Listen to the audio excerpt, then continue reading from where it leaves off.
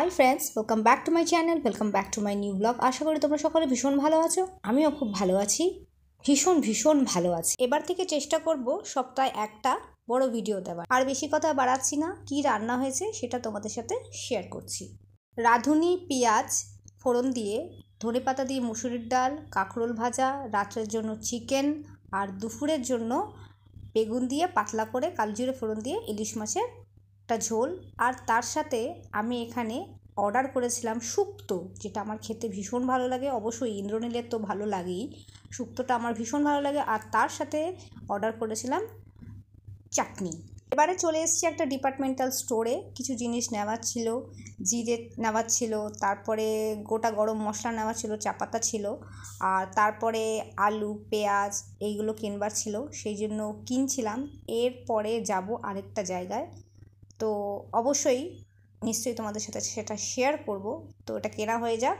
এরপরে ঢুকলাম স্যালনে, মানে পার্লার। আগে বলা হতো পার্লার, এখন আবার স্যালন। আমি এখানেই আসি প্রত্যেক মাসেই। আমি একটু হেয়ার ট্রিটমেন্ট করাই, তার সাথে আমি স্পা করাই। তো ওরা সেটা জানে, যেহেতু আমি ক্যারাটিন চুলে করাই, তো ওরা আমাকে ক্যারাটিন স্পাটাই সাজেস্ট করে। আর একটা কথা আমার ভীষণ ভালো লাগলো, ওখানে ওরা যখন হেয়ার ওয়াশ করছিল, ওরা কিন্তু একটা কথাই বলছিল যে আগের তুলনায় নাকি আমার চুল ওঠাটা অনেকটাই কম হয়েছে। ওরা যেটা বলছিল যে হাত দিলেই মনে হচ্ছে আপনার মাথা দিয়ে অনেক চুল পড়ছিল, কিন্তু যখন শ্যাম্পু করাচ্ছিল ছেলেটি, সে তখন নিজেই বলছিল যে অনেকটাই চুলের ওঠার পরিমাণটা কম। আর এই যে অলরেডি স্টার্ট করে দিয়েছে স্পা করাটা, যেটা ক্রিমটা একটু আগে তোমাদের দেখালাম। আর ওরা যেভাবে সাজেস্ট করে আমি ঠিক সেভাবেই চলবার চেষ্টা করি। আর এটা তো কেউ গ্যারেন্টি দিতে পারে না যে 100% চুল ওঠা বন্ধ হয়ে যাবে। চুল কখনোই ওঠা বন্ধ হয় না, চুল উঠবেই, কিন্তু হয়তো পরিমাণে অল্প, কারণ চুল না উঠলে নতুন চুল কখনোই গজাবে না। তবে এটা আমি শুনেছি, ডাক্তাররা নাকি বলে দিনে 100টা চুল ওঠা কোনো ব্যাপারই না। তো কিছুটা তো নিজেকে মেনটেন করতেই হয়। পরন্তু এখানে একটা কথা আছে, সেটা হলো জলে যদি আয়রন থাকে তাহলে চুল সর্বশান্ত সারে সর্বনাশ, যেটা আমার ক্ষেত্রে হয়েছে। বিয়ের আগে আমার চুল কিন্তু ভীষণ ভালো ছিল, খুব সিল্কি হতো, কারণ ওই জলে আয়রন ছিল না। কিন্তু এখন বর্তমানে দিন আমি হেয়ার ওয়াশ করি, ওই দিনই আমাকে জল কিনতে হয়। দুটো জার কিনি 30-60 টাকা দিয়ে, জাস্ট চুলটাকে প্রোটেকশন রাখবার জন্য। কারণ এখানে প্রচুর আয়রন, যেটা আমার চুলের জন্য খুবই ক্ষতিকর। এখনও পর্যন্ত যে কটা পার্লারে আমি গেছি, সে জাভেদ হাবিব বলো, বিএলসিসি বলো, বা পাড়ার পার্লারেই বলো না কেন, কোনো পার্লারই ছোটো নয়। ঠিক আছে, তোমার কাজ হওয়া নেই কথা। তারা প্রত্যেকটা মানুষ একই কথা বলে, জল যদি ভালো থাকে চুলের কোয়ালিটি অটোমেটিক্যালি ভালো হয়ে যাবে। উফ, কি শান্তি! যখন হেয়ারটাকে ম্যাসাজ করছিল, কি আরাম লাগছিল। পার্লারে আমি একা আসিনি, আরেকজনও এসছেন, এই যে ইনিও এসছেন ওনার হেয়ার কাটিংয়ের জন্য। এনার সব দিকে নজর, আমি কি করছি না করছি। কিন্তু সত্যি কথা বলতে আমার না তখন প্রচণ্ড ঘুম পাচ্ছিল, এত সুন্দর মাথায় ম্যাসাজটা করে দিয়েছিল, কিন্তু উপায় নেই।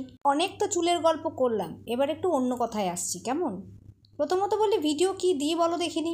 বলে তো দিলাম সপ্তাহে একদিন দেওয়ার চেষ্টা করব, কিন্তু কি দেব? কারণ এখন বাজার গরম হচ্ছে।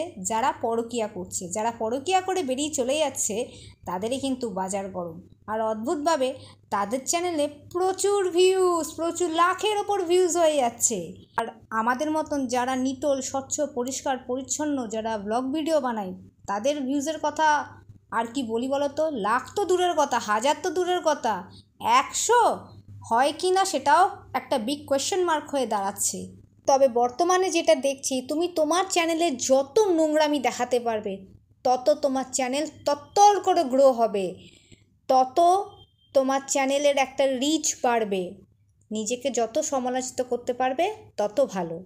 তবে আমার পার্সোনালি মতে বেশি দিন এইভাবে এগোনো যায় না। স্বচ্ছ পরিষ্কার নিটোল তুমি যদি ব্লগ ভিডিও দেখাতে পারো, তবেই কিন্তু তোমাকে একটা আলাদা চোখে দর্শকরা দেখবে। তুমি সেখানে আলাদা একটা রেসপেক্ট পাবে। হোক না ভিউজ কম, কি আছে? রেগুলার বিরিয়ানি না খেয়ে আমি যদি ডাল ভাত খাই, সেটাও হবে আমার শান্তির খাওয়া। আবার পৃথিবীতে এমনও কিছু মানুষ বসবাস করে, যদিও বা তাদেরকে আমি মানুষের পর্যায়ে ফেলি না, আমি মনে করি না তারা মানুষ। তারা নিজেদের ফেস ভ্যালুটা তৈরি করে 2-2.5 বছরের একটা ছোট্ট শিশুকে ফেলে পরকীয়ার জন্য শ্বশুরবাড়ি ছেড়ে বেরিয়ে যায়। তাদেরকে মা বলে পরিচয় দিতেই ঘেন্না লাগে।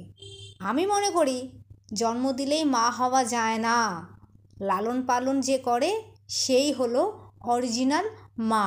মা তার প্রেমিকের সাথে ভ্যালেন্টাইন্স ডে কাটাতে যাচ্ছে, অথচ সন্তানের খুব জ্বর। কে দেখাশোনা করছে?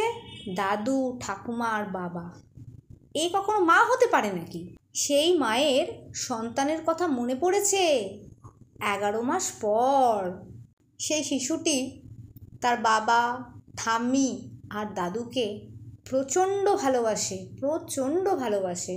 বাচ্চাটি একটা ভালো গাইডেন্সে বড় হচ্ছে, দাদু, ঠাম্মি, বাবা একটা ভালো গাইডেন্সে বড় হচ্ছে, কিন্তু এই মায়ের সহ্য হচ্ছে না। কারণ ওর মা যে পরিবেশে থাকে ওই পরিবেশে যদি বাচ্চা চলে যায়, যেটুকু মানুষ হচ্ছে সেটুকু আর মানুষ হবে না।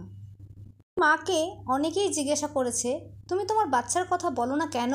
উত্তরে সেই মা কি বলে জানো? বলে তার নাকি বাচ্চার নাম নেওয়া মুখে বারণ ছিল।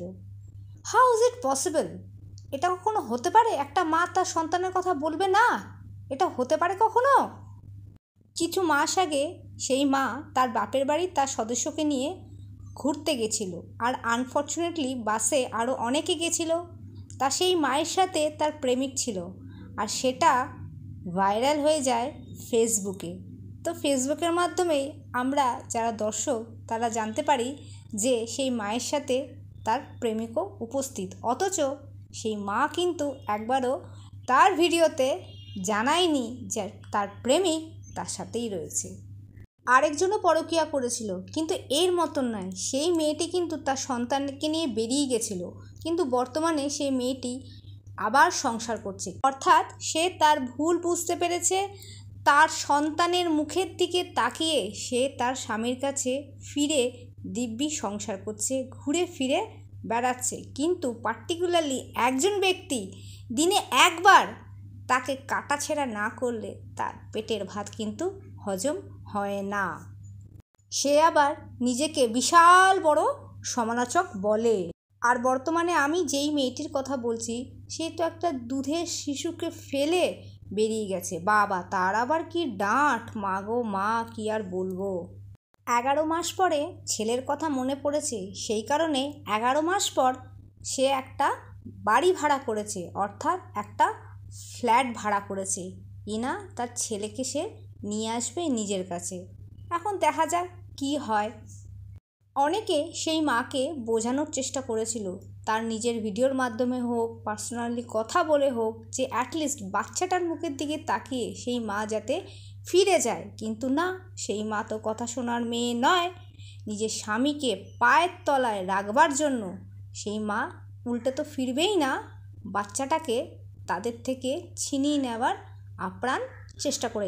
কারণ সেই মা খুব ভালো করে জানে সেই বাচ্চাটা হলো তাদের উইক পয়েন্ট, অর্থাৎ দাদু, ঠাম্মি আর বাবার উইক পয়েন্ট হলো সেই বাচ্চাটা। তো সেই মা তার নিজের ভিডিওতে একটা জ্ঞান দিয়েছে। সেই জ্ঞানটা কী জানো? সেই জ্ঞানটা হলো আজকালকার দিনের মা বাবার জন্য, অর্থাৎ মেয়েকে বিয়ে দেওয়ার সময় যেন গয়না, খাট, ড্রেসিং টেবিল, যা যা আসবাবপত্র সেইগুলো না দিয়ে মেয়ের নামে মোটা টাকা অঙ্কের হয় ব্যাংকে ফিক্সড করে রাখো, কিংবা মেয়ের নামে আলাদা একটা জমি কিনে রাখো, সেটাই হবে গিফট। এটা এই মা তার ভিডিওতে জানিয়েছে। আমি যখন ওর ভিডিওতে এই জ্ঞানটা শুনছিলাম তখন আমি ভাবছিলাম যে এই মেয়েটা বোধহয় প্রত্যেকটা মেয়েকে নিজের মতন ভেবে নিচ্ছে, যেটা ওর সম্পূর্ণ ভুল। মা বাবা তার সন্তানকে জন্ম দিয়ে পড়াশোনা শিখিয়ে একটা জায়গা অবধি তারা পৌঁছে দেয়, তারপরে তার সন্তানদের ডিউটি সেই সব মা বাবাকে দেখা।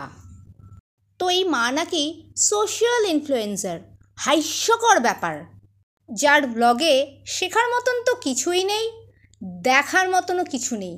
ওই ঘুম থেকে উঠে বিড়াল ছানা, তারপরে গান্ডে পিন্ডে গেলা, তারপরে এটা কিনছে ওটা কিনছে, তারপর রাতে গান্ডে পিন্ডে গিলে আবার ঘুমিয়ে পড়ছে। এই হচ্ছে ওর ব্লগ ভিডিও। আর এই সব চ্যানেলেই লাখো লাখো ভিউজ, দর্শকরা হামলে পড়ে এদের ভিডিওগুলো দেখে, এদের ভিউজ দেয়, যাদের থেকে শেখার মতো কিচ্ছু নেই একমাত্র নোংরামি ছাড়া। তো যাই হোক, তোমাদের সাথে বকর বকর করতে করতে এদিকে আমার হেয়ার স্পা তার সাথে ট্রিটমেন্ট অলমোস্ট ডান।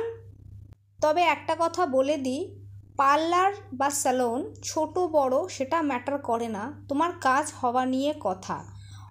ও যখন, অর্থাৎ এই ছেলেটি যখন আমার মাথায় স্পা ক্রিমটা লাগাচ্ছিল, তখনও কিন্তু ও আমায় একটা কথা বারবার করে বলছিল যে ম্যাডাম, আপনার মাথা থেকে কিন্তু চুল ওঠার পরিমাণটা তুলনামূলক অনেকটাই কমে গেছে, আর তার সাথে হেয়ার গ্রোথটাও হচ্ছে। আর সত্যিই আমি এটা ফিল করতে পারছি যে আমার মাথায় কিন্তু ছোট্ট ছোট্ট ছোট্ট ছোট্ট বেবিস হেয়ার্স হচ্ছে। তো এরা কিন্তু ভুলভাল সাজেশনটা দেয় না।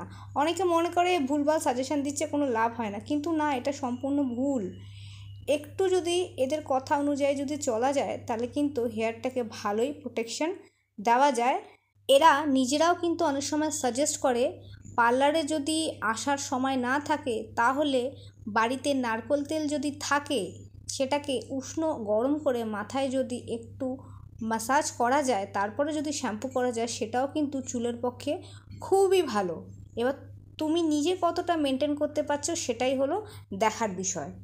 তবে ওরা কিন্তু একটা ভালো জিনিস সাজেস্ট করে, ওরা সবসময় বলে কখনো র শ্যাম্পু ডাইরেক্ট মাথায় দেবেন না, সবসময় কাপের মধ্যে জল নিয়ে সেই জলের মধ্যে শ্যাম্পুটা মিশিয়ে ভালো করে গুলিয়ে নিলে শ্যাম্পুটা কিন্তু খুব ভালো হয়, আর তার সাথে চুলটাও কিন্তু খুব ভালো পরিষ্কার হয়।